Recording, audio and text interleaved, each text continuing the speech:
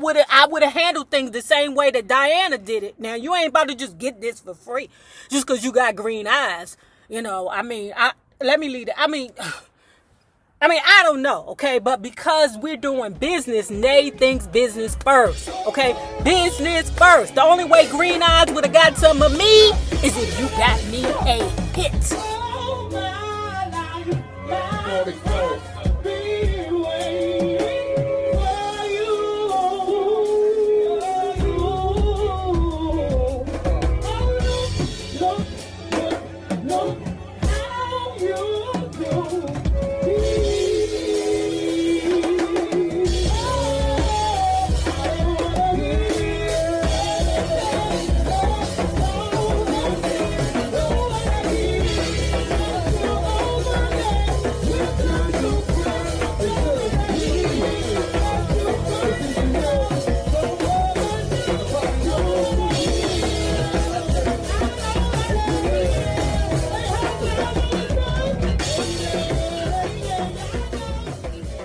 Hello there, love bugs. Hello there, Bellas. If you have not already done so, please remember to like, share to Facebook, subscribe, and visit uptopbeauty.com. As usual, our turbans are buy a turban and get a free gift. I think we're out of these. These are our best sellers. But anyway, there's several other turban variations over there. I'm sure you'll enjoy at least one. And if you are not already a part of our book club, please remember to hit the Patreon link below and or the join button here on the YouTube. And for a small monthly fee of $5, you babies, yes you, can be privy to all the shenanigans before the YouTube gets it, if the YouTube gets it. Now, let's continue talking about, Call Her Miss Ross, the unauthorized biography of Diana Ross by Randy Teraboli. Like we said, we don't know this ninja. Now, let me clarify some things because I had a few Bellas who were confused, right? So, I want you guys to keep in mind that this Teraboli book, Teraboli book is like the Respect book that we did by David Ritz, okay?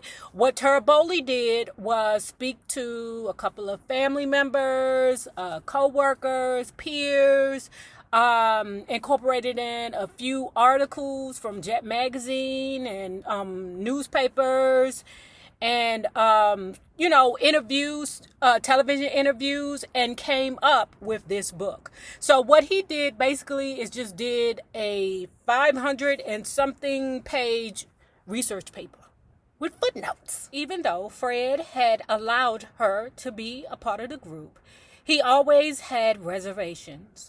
She would come home late at night after a performance, insert her key in the front door as quickly as possible, and just as she would begin to turn, the door would swing open, and there she would be face to face with her father, holding a leather belt. Let me say something. I'm very proud of this, because I don't believe in disciplining children.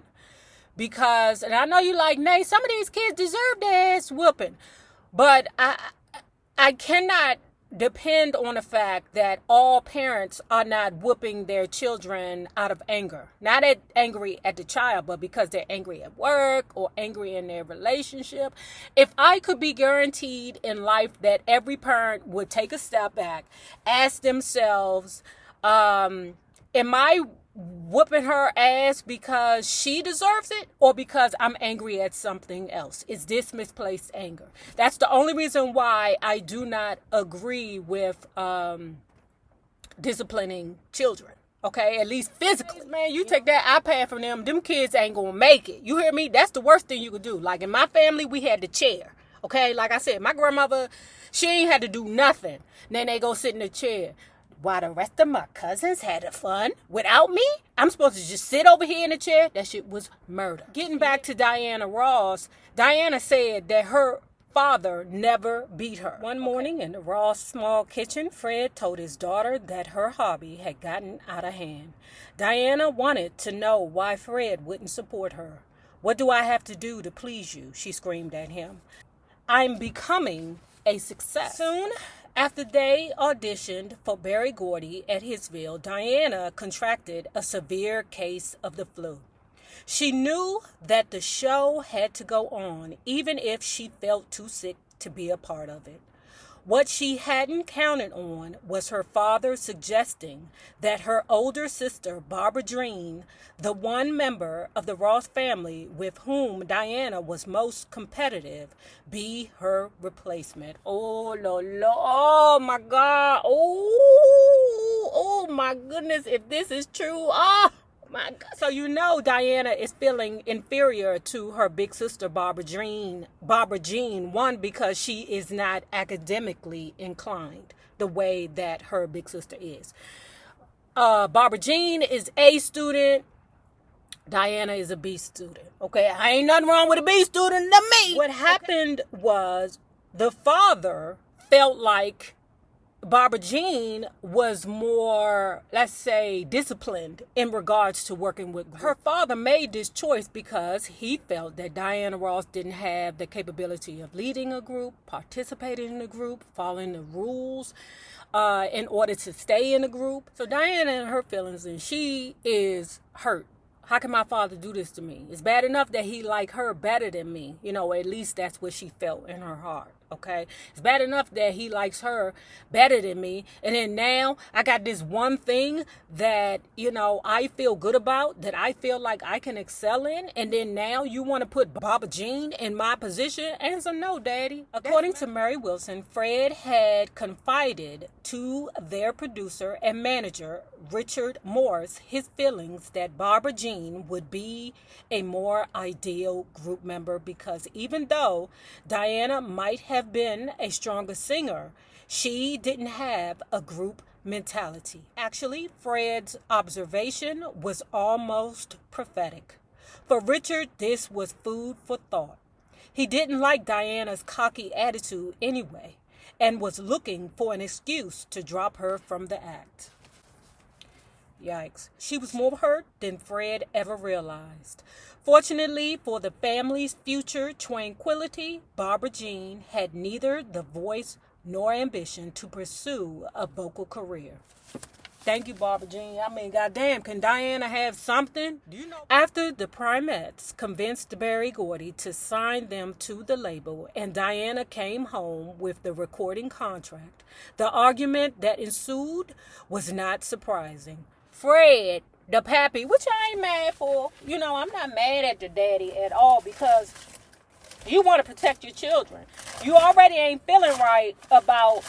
Hold on, y'all. I need something on my lip. So anyway, Mr. Fred ain't feeling it. Mr. Fred is like, Ernestine, you want to deal with her and the Berry Gordy, you go right on ahead and you deal with it, because I'm not supporting this BS, okay? If it ain't academical cool, then I don't want to deal with it, okay? Barbara Jean gone in the room and finished studying. The next day, Diana brought her mother to Hitsville, where they were joined by the other Primettes and their mothers.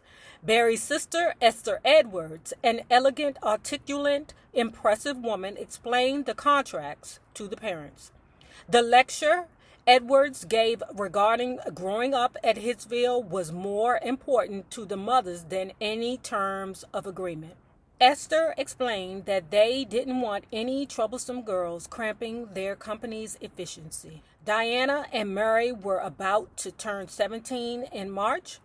Flo was already 17 and Barbara was 18. Though Ernestine had her misgivings and Fred was dead set against the idea, their daughter Diana Ross was signed to Berry Gordy Enterprises and Tamla Records on January 15th, 1961. Why isn't Sugar Ray anywhere in this book right now? Producer and manager Richard Morris began working with the girls, booking them at clubs like the 20 Grand as the opening act for soul stars like Wilson Pickett. However, Morris also sent them to dangerous establishments. The underage girls were performing illegally. when they sang Drunks Threw Nickels and Quarters onto the stage. Once Diana jumped down from the performing platform to boogie with a bunch of customers. So I remember Mary Wilson talking about it in her book. Basically Diana Ross was feeling herself. She wanted to reach out and touch somebody's hand. That's who she is. Diana's down for a good friggin' time, okay? And she's young. If Fred Ross had known that his teenage daughter was performing for rowdy audiences, his punishment of her would surely been severe. In just a couple of years, the Brewster Projects had made a transformation for the worse. Florence dropped out of school and stopped showing up for rehearsals. She refused to give anyone an explanation, okay? Now, we know this from the Mary Wilson book that basically Flo had went out with her brother, somehow got separated from her brother, a friend of a friend or something like that, because I don't really want to touch on this because it's, it's triggering for some people. But basically what happened was she assumed that it was safe to get in the car with him and get a ride home because, like I said, she got separated from her brother. The guy took advantage of her. And she basically just disappeared. Situations like that are always traumatizing, and that's all I'm going to say. I believe that although Flo was a very strong-willed woman beforehand who was gentle and insecure and vulnerable in her heart, I believe that event pushed whatever insecurity she had outward. So we know that one day Florence decided to talk to the girls. After speaking with Lurlee about the situation, she decided to talk to the girls, that would be Mary and Diana, and explain what had happened. Being children themselves, they did not suggest, Mama, you might need to go get some help, or Mama, maybe you need to turn him in, or Flo, let's do this or do that, because in situations like that, as children, how do you respond? So as in the Mary Wilson book, this book also says that after that day, they didn't speak about the situation ever again. Florence moved forward with the group. After the assault, Flo's older brother, Cornell, insisted that she stop singing and going to nightclubs. But it was Lurlee who eventually encouraged Flo to start living her life again. To call Diana and Mary and make yourself some singing. Florence had been complaining of nightmares, and Lurlee thought that perhaps music might replace the bad dreams. Now, as a mother, I believe Lurlee should have taken more action. But, the truth of the matter is that situations like that happen so much, it's almost like a rite of passage. You know what I'm saying? I've said this before. I've said this thousands of times, is that now we have certain things in place to protect us. I know too many women that have been put in situations where they got away or didn't get away or whatever the case may be. But I don't know not one woman who has not been, maybe two women in my entire lifetime. I'm 50. 2 women that have not been assaulted or there was an attempt to assault her. Diana welcomed Flo back so that the group could continue.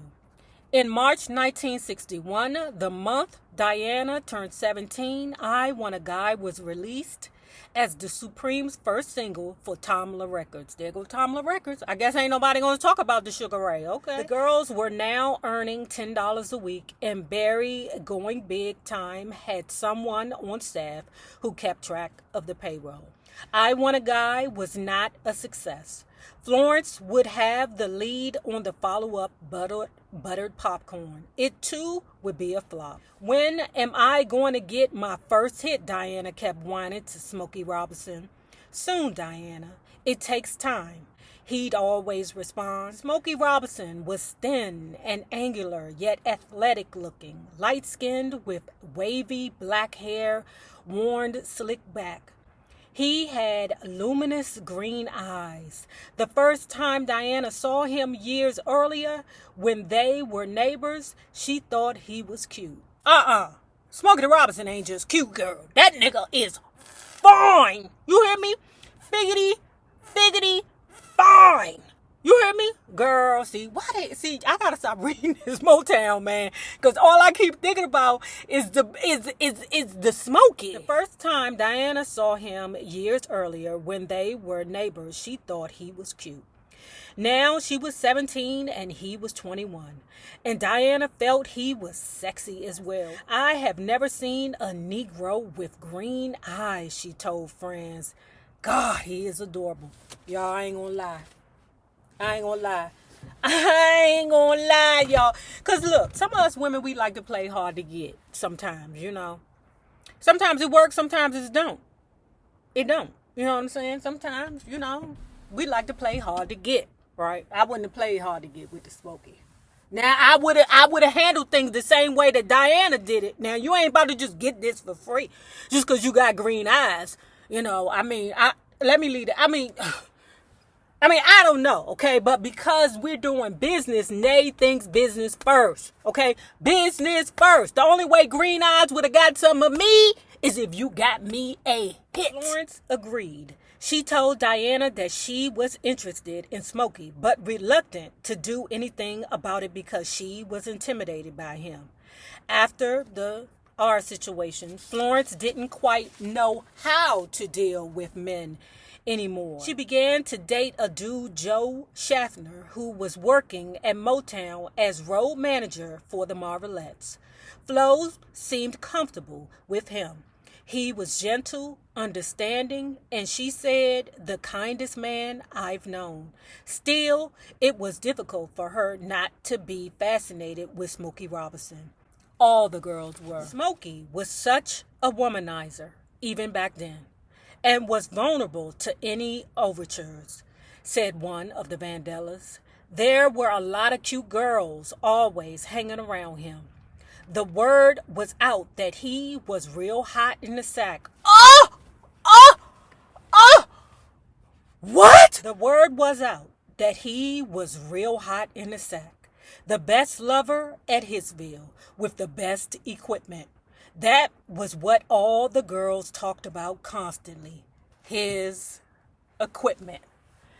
Y'all, do we need to start searching Smokey Robinson nudes? I need to...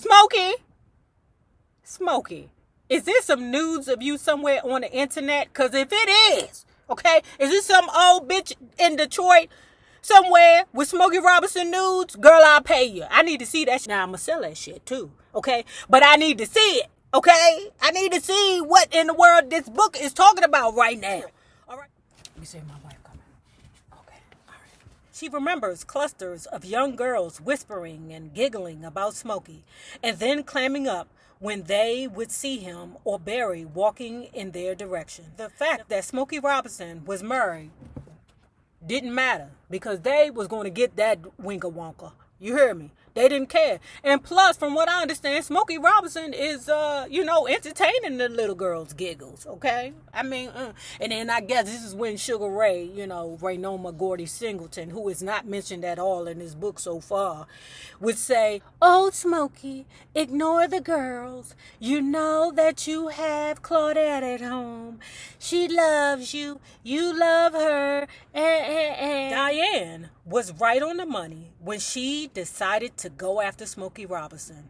Not only would she have the opportunity we all craved, she would be able to flaunt it in our faces at the same time. Don't be mad at the Diana. Don't be mad at the Diana. Now, if you have not already done so, please remember to like, share the Facebook, subscribe, and visit uptopbeauty.com. Now remember this, the same people that you meet on the way up will always be the same people that you meet on the way down. My naysayers, my patron loves. You babies, have a good one.